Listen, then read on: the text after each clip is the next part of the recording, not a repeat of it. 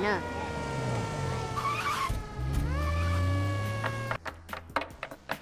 Eso no me parece justo. ¿Qué? Él solo quería ayudar y terminó en la cárcel. ¿Por ayudar? El delincuente está suelto, tampoco para la víctima es justo. El timarino de pingüe. Qué confuso. Mejor vamos a preguntar a un abogado cómo funciona eso de la justicia.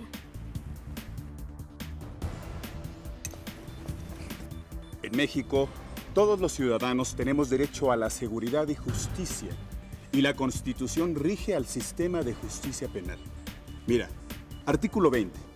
El proceso penal tendrá por objeto el esclarecimiento de los hechos, proteger al inocente, procurar que el culpable no quede impune y que los daños causados por el delito se reparen.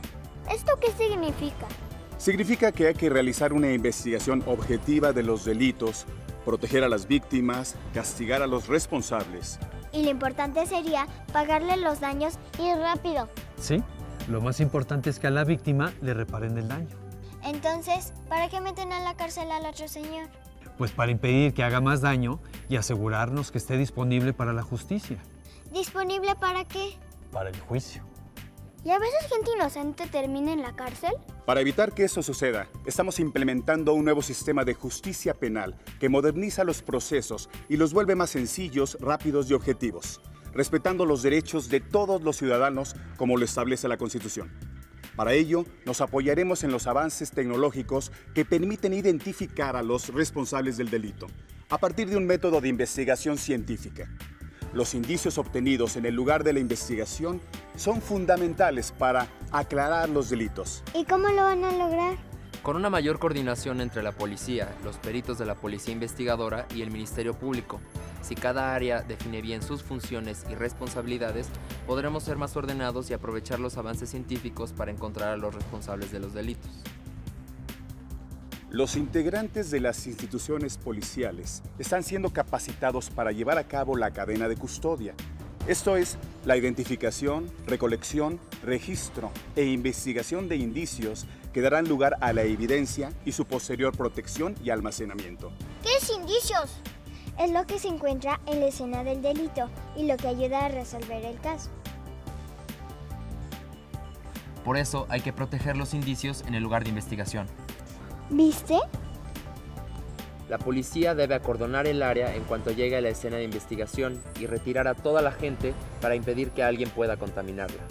La policía investigadora, los peritos, los agentes del Ministerio Público y los jueces se apoyarán en el método científico para aclarar los casos.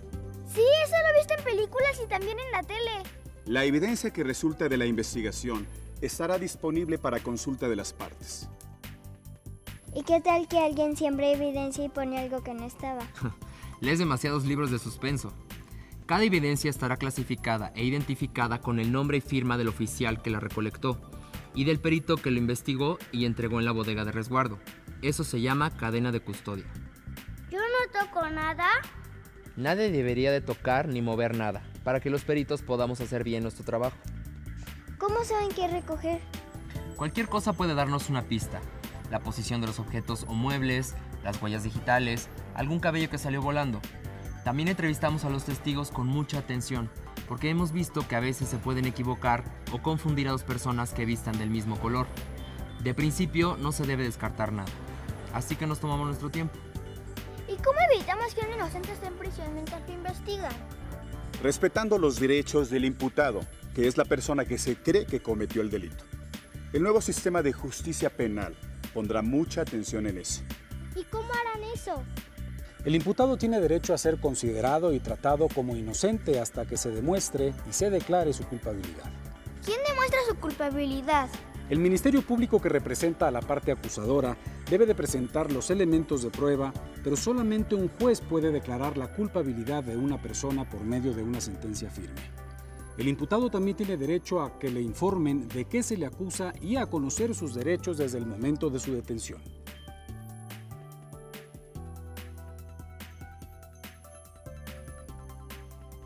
¿Y si se lo llevan a la fuerza y nadie sabe dónde está? Puede exigir su derecho a comunicarse con un familiar y con un abogado. Si no tiene abogado o no lo puede pagar, el Estado deberá de proporcionarle uno, garantizándole con ello una defensa adecuada. Tiene derecho a decidir si declara o no, sin que su silencio pueda ser utilizado en su contra. Como decir, si no habla, ¿seguro es culpable? Exactamente. ¿Y si es mudo? ¡Qué pregunta tan rara! De hecho, es una pregunta muy inteligente.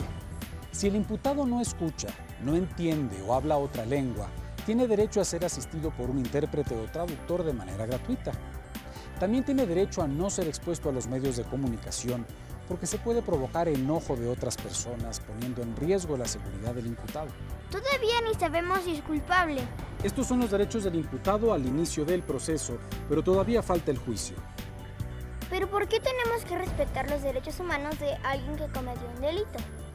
El imputado es una persona que todavía no sabemos si cometió un delito. Mientras el Ministerio Público no demuestre su responsabilidad y el juez no lo declare culpable, debe ser tratado como inocente. Ese es su derecho. ¿También las víctimas tienen derechos? Claro, el nuevo sistema de justicia penal pretende que los procesos resulten más sencillos y ágiles. La víctima de un delito tiene derecho a una pronta reparación de los daños económicos, morales y psicológicos y a ser atendido médicamente si fuera necesario. Tiene derecho a recibir asesoría jurídica, a una investigación ágil y eficiente, a un proceso continuo, a que le reciban todos los datos, los testigos y los elementos de prueba para su defensa. También tiene derecho a exigirle al juez que garantice su seguridad, dictando medidas cautelares al imputado. ¿Y cuáles medidas cautelares? Sus medidas cautelares podrían ser, por ejemplo, presentarse a firmar cada 15 días. Eso es como ir a pasar lista. Y tendrá prohibido salir de la ciudad porque debe acudir a las audiencias o interrogatorios. En otros casos más graves, tal vez los imputados tengan que someterse a vigilancia o arraigo domiciliario.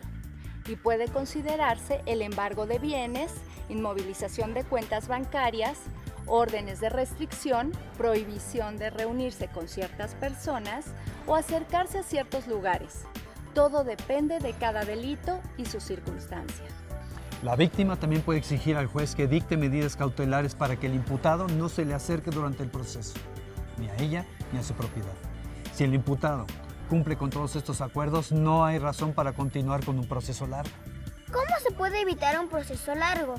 A través de mecanismos alternativos de solución de controversias y formas anticipadas de terminación del proceso penal. Existen casos en que las partes pueden ponerse de acuerdo ante la autoridad para evitar el juicio. Entonces, ¿para qué hacer un juicio?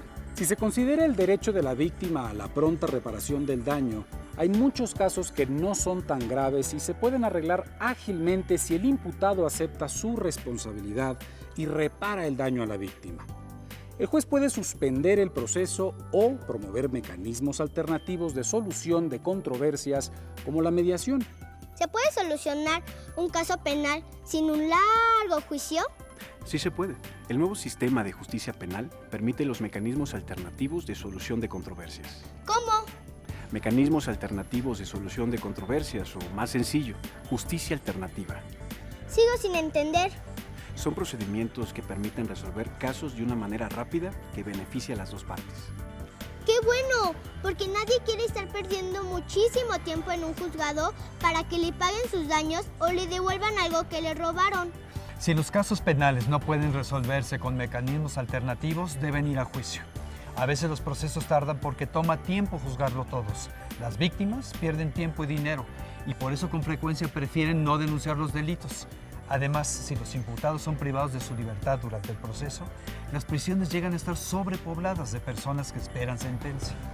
Por eso digo que no es buena idea lo del juicio. Con la justicia alternativa, las dos partes pueden ponerse de acuerdo para encontrar una solución que les convenga a los dos y que repare el daño a la víctima, además de devolverle su tranquilidad.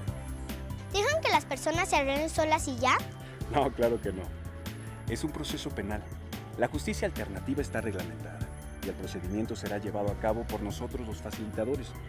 Las partes deberán firmar un acuerdo que será evaluado por un juez.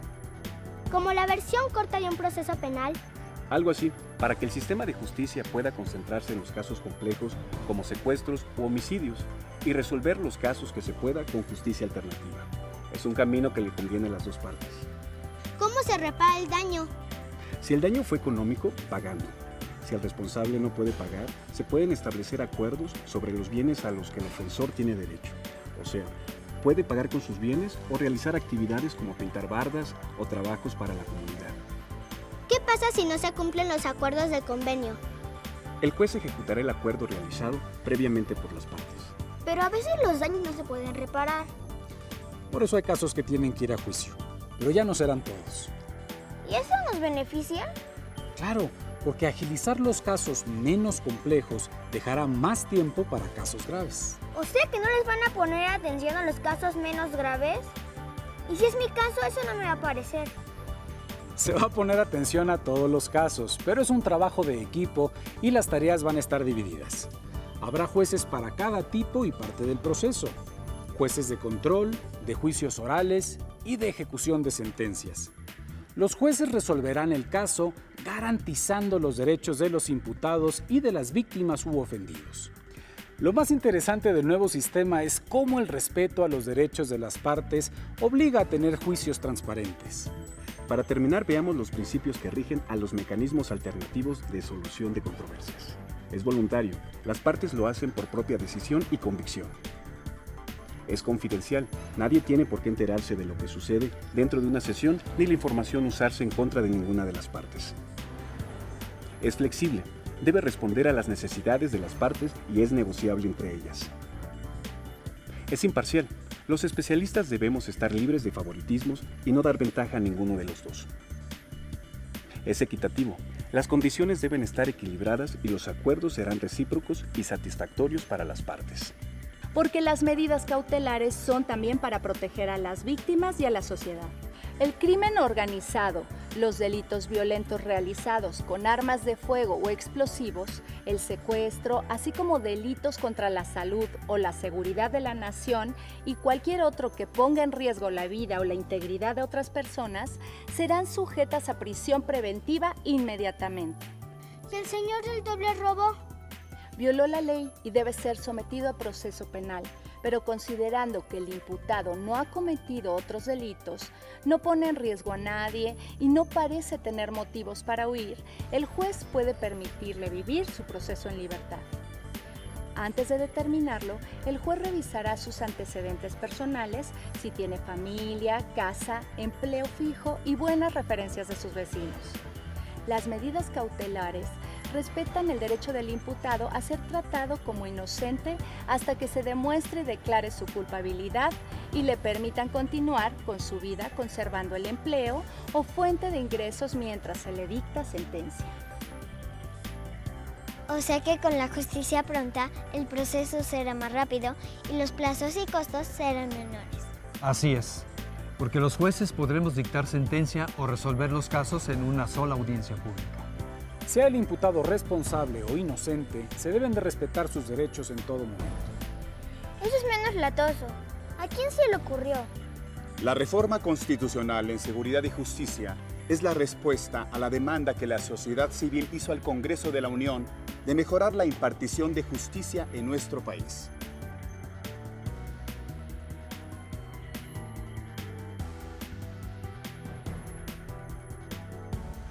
El nuevo sistema es más justo e imparcial. Así ganamos todos.